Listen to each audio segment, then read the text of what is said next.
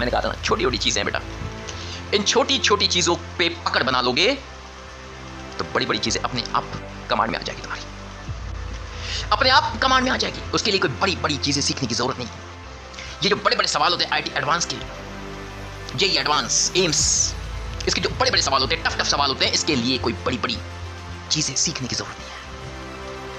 इसके लिए आपको कोई बड़ी बड़ी चीजें सीखने की जरूरत नहीं, किसी बड़ी बड़ी चीजों को सीखने की जरूरत नहीं। आपने उन्हीं छोटी छोटी कंसेप्ट्स को, छोटी छोटी जानकारियों को जब आप सीख के चलोगे, जब आप उन छोटी छोटी जानकारियों को जोड़ के आगे बढ़ोगे, तो आपसे वो बड़े बड़े सवाल आसानी से सॉल्व हो जाएंगे। क्योंकि वही बात आती है बेटा कि जो पहचान लिया वो खिलाड़ी, जो पहचान लिया वो खिलाड़ी, और जो ना पहचाना वो यस अनाड़ी।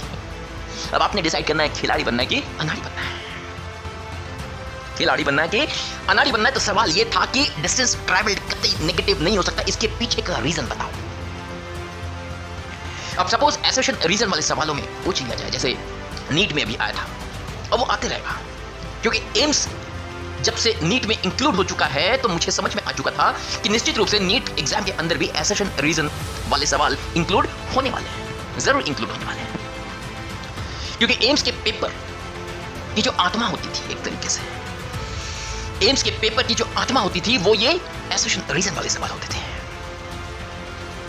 और जैसे मैंने कहा एम्स के पेपर की आत्मा होती थी, बिल्कुल उसी तरीके से एम्स देने वाले बच्चों की दुखती रग भी होती थी एसोसिएशन रीजन वाले सवाल। इसलिए नीट के अंदर एसोसिएशन रीजन वाले क्वेश्चंस का इंक्लूड हो जाना बिल्कुल स्वाभाविक था, क्योंकि एम्स जो है वो नीट के अंदर इंक्लूड हो चुका है। लेकिन सवाल ये उठता है कि ये जो दूसरा स्टेटमेंट है, क्या वो पहले स्टेटमेंट को सही तरीके से वास्तव में क्या वो उसको एक्सप्लेन कर पा रहा है? क्या उसका सही रीजन है वो? क्या इसी वजह से डिस्टेंस ट्रैवल नेगेटिव नहीं हो सकती क्योंकि वो एक स्केलर है? और मैं लिख के दे रहा हूं, मैं लिख के दे रहा हूं कि एम्स के अंदर, नीट के अंदर अगर ये एसोसिएशन रीजन के सवाल आ जाए तो 95% बच्चे, कम से कम, मैं कम से कम कह रहा हूं, ज्यादा भी हो सकते हैं, 99% भी हो सकता है, 1% छोड़ दिया मैंने भगवान के नाम पे 1% मैंने भगवान के नाम पे छोड़ दिया कि हो सकता है कुछ बच्चे जो है वो सही कर करेंगे, बिल्कुल करेंगे। जिन्होंने सही ईमानदारी से प्रिपरेशन करी उन बच्चों को मालूम होगा, उन बच्चों को मालूम होगा इसका सही उत्तर क्या है। जिन सवालों के अंदर, जिन एसोसिएशन रीजन वाले सवालों के अंदर ए और बी में से कोई आंसर हो, गाड़ी अटक जाती है, गाड़ी अटक जाती है बच्चों की।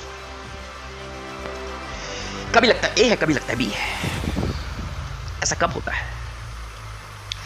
ऐसा क्यों होता है? क्योंकि कंसेप्ट तो पता है, कहानी तो पता है, चीजें तो पता है, लेकिन उसके पीछे का रीजन खा गए उसके पीछे का रीजन खा गए, पता ही नहीं क्या करना है यार।